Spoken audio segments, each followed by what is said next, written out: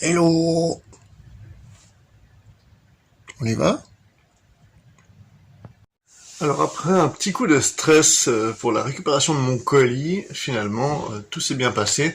Je pensais être dans un hôtel avec une réception en 24 heures, ce qui n'est pas le cas, ce qui est plutôt une maison avec des chambres louées. Et du coup c'était un peu embêtant pour la réception du paquet. J'ai donc contacté la compagnie Fox Wi-Fi qui m'a loué mon Wi-Fi pour 1 mois et demi. Et ils avaient même anticipé le truc. Ils avaient vu que c'était un endroit qui avait pas l'air d'être un hôtel. Du coup, ils ont livré ça à l'office de poste la plus proche, donc à 10 minutes d'ici. Et l'avantage, c'est que les postes japonaises, bien loin des postes suisses, sont ouverts 24/24. Donc j'ai pu aller hier soir récupérer mon paquet et je vais vous montrer un peu à quoi ça ressemble. Je suis assez content, ça va être vraiment pratique. Alors voilà, on a le Wi-Fi ici, mais en plus, ils m'ont livré une batterie, une powerbank que je pourrais utiliser avec le Wi-Fi ou même avec mon téléphone si besoin. Moi qui hésitais à en acheter une, on est content. Les câbles de recharge bien sûr, une petite pochette pour ranger le tout, et une pochette de renvoi pour que, où que je sois au Japon, je puisse le renvoyer dans 45 jours.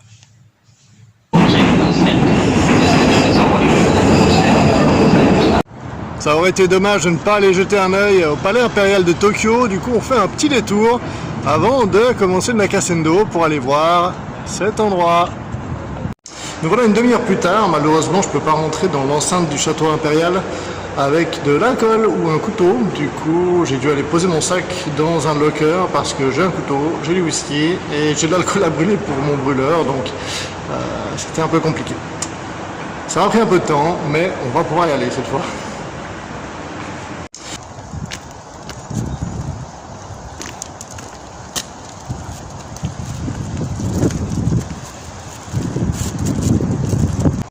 Après cette jolie balade, il est temps de s'y mettre, il vente un peu donc j'espère que vous entendrez quelque chose.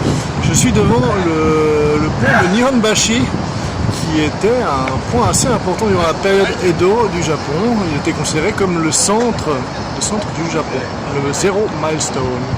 Et voici la Zero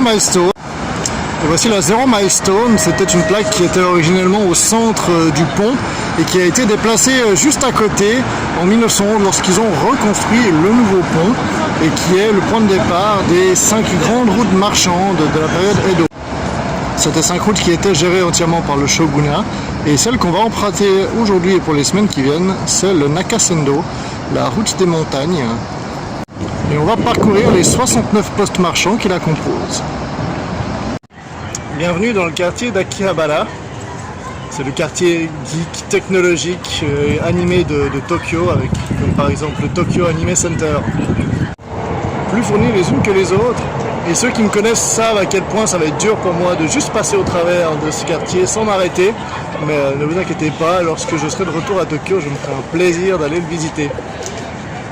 Ceux qui me connaissent savent à quel point c'est dur pour moi de simplement passer au travers du quartier et de ne pas aller visiter toutes ces boutiques. Mais ne vous inquiétez pas, lorsque je serai de retour à Tokyo, je me ferai un plaisir d'aller regarder tout ça.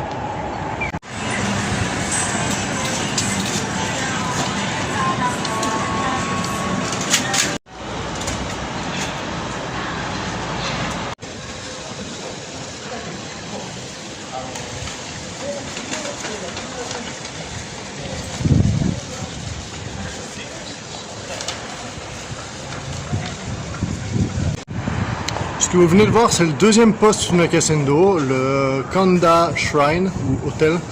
Et pour l'instant, beaucoup de villes, je me sens un petit peu comme un ovni, les gens me regardent un peu de travers à marcher avec mes bâtons. Mais ça se passe bien.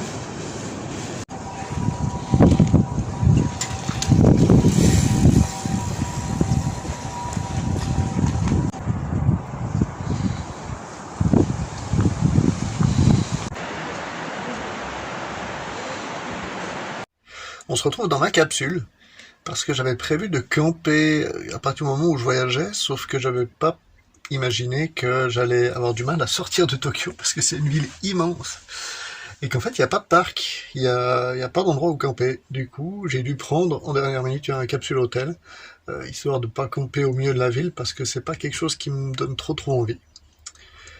Après être arrivé, j'ai remarqué que j'avais un peu mal au dos, et que j'avais l'impression que mon sac était lourd. On pourrait croire qu'avec les mois de voyage, les treks en Nouvelle-Zélande, au Népal, j'aurais appris.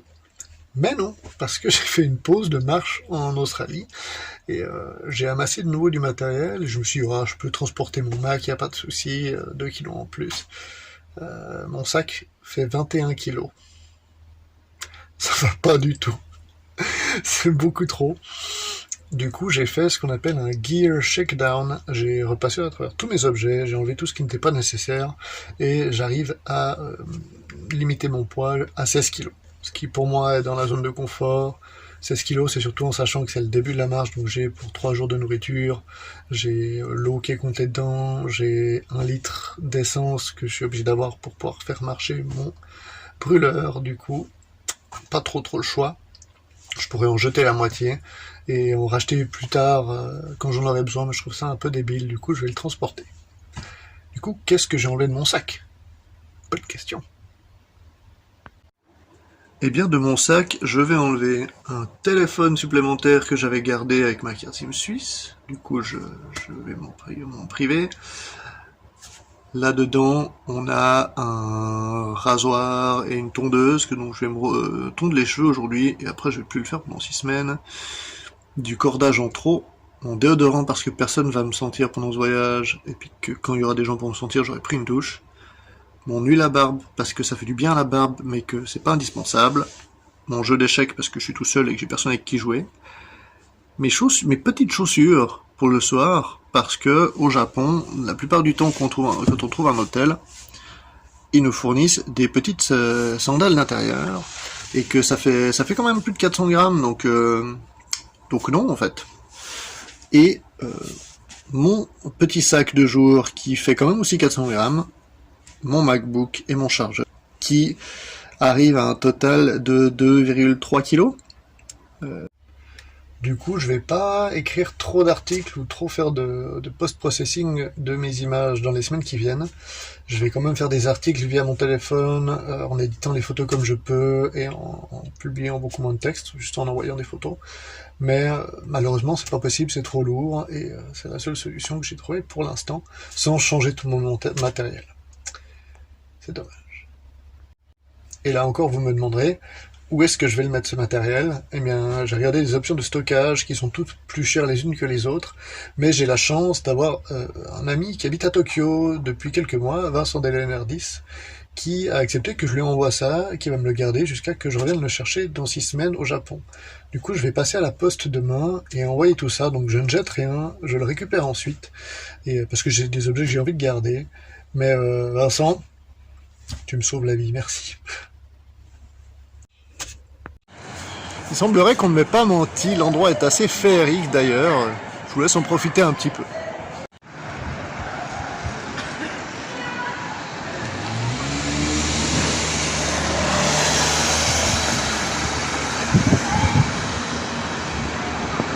Si vous saviez comme je suis désolé de la qualité de ces vidéos, ça ne rend pas du tout honneur à la vraie beauté de cet endroit. Mais du coup, je vais en profiter. Allez, bonne nuit.